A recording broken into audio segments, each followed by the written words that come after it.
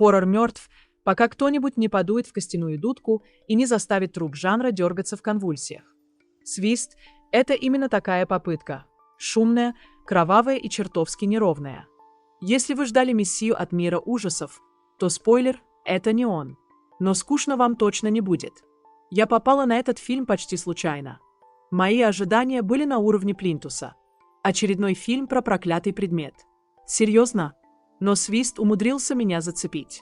Не своей гениальностью, а тем, как отчаянно он пытается быть крутым, наступая на собственные грабли. Этот фильм как свидание с бывшим. Ты знаешь, что все закончится плохо, но искры летят так красиво, что ты остаешься до финальных титров. Давайте сразу о плохом, чтобы потом перейти к десерту. Сценарий «Свиста» — это решето. Такое чувство, что авторы разрывались между серьезным психологическим триллером и тупым подростковым слэшером, и в итоге не выбрали ничего. Логика здесь иногда выходит покурить и не возвращается. Сюжет скачет, как пульс у жертвы маньяка. Мы то плетемся по скучным школьным коридорам, то внезапно летим в бездну без объяснения причин. Некоторые герои здесь прописаны настолько лениво, что их имена забываешь еще до того, как их кишки оказываются на асфальте. И эти скримеры? Ребята, 2026 год на дворе. Громкий бу-эффект в пустом коридоре – это не страх, это дешевая манипуляция вашим давлением. Но вот парадокс. Актеры тащат этот тонущий корабль на своих плечах. Дафни Кин – богиня хмурых взглядов. Она играет так, будто снимается у Ари Астера, хотя вокруг нее творится чистый пункт назначения. Ник Фрост в роли учителя – это вообще подарок.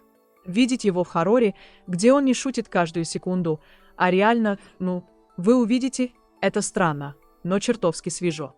Сценарий здесь дырявый, как бюджетная застройка, но актеры играют так, будто за каждый кадр им пообещали Оскар или хотя бы еду.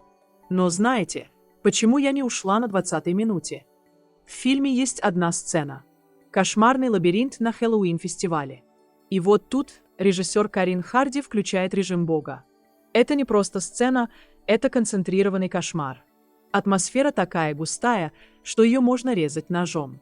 Ты буквально чувствуешь этот запах дешевой краски, пота и настоящего первобытного ужаса. Когда древний ацтекский свисток вызывает видение твоей смерти прямо здесь, в декорациях картонного ада, это гениально. В этот момент фильм перестает быть очередным ужастиком и превращается в визуальный шедевр.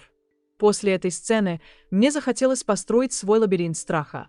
А потом я вспомнила, что я ленивая, и просто купила еще попкорна. Сцена в лабиринте – это те 3 минуты чистой гениальности, ради которых стоит терпеть 1,5 часа сценарного маразма. Невооруженным глазом видно, на чьих плечах стоит Свист. Тут и 2-3 «Демон, приди» с его темой фатальных игр и улыбка с ее неизбежностью проклятия. Но если те фильмы были стерильными и выверенными, «Свист» — это грязный, тактильный хоррор в духе зловещих мертвецов.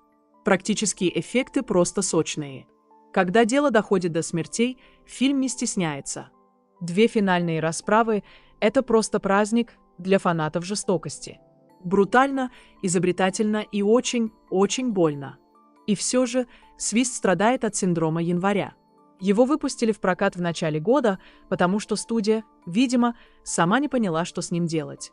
Для октябрьского хита он слишком кривой, для стриминга слишком дорогой и красивый. Мой вердикт. «Свист» — это крепкий средняк, который очень хочет быть отличником. Это не тот фильм, который изменит вашу жизнь или заставит бояться собственной тени. Но это чертовски веселое зрелище, если вы готовы простить ему тупость ради стиля и крови. Он почти гениален в своих лучших моментах и почти невыносим в худших. Но по крайней мере, у него есть яйца, чтобы быть жестоким и странным.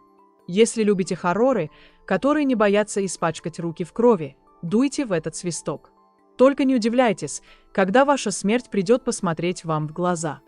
«Свист» — это не шедевр, но это лучший способ потратить вечер, если вы любите смотреть, как красивые подростки умирают ужасными способами.